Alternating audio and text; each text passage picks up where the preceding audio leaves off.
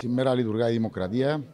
Οι δημότες του νέου Δήμου Αγίας Νάπας καλούνται να επιλέξουν τους άρχοντες τους οποίους θα τους οδηγήσουν στη μεταρρύθμιση. Καλούμε τον κόσμο να έρθει να ψηφίσει ώστε να λειτουργήσει η Δημοκρατία και να επιλεγούν οι κατάλληλοι. Εμείς δηλώνουμε πανέτοιμοι να αναλάβουμε τη Δημαρχία του νέου Δήμου.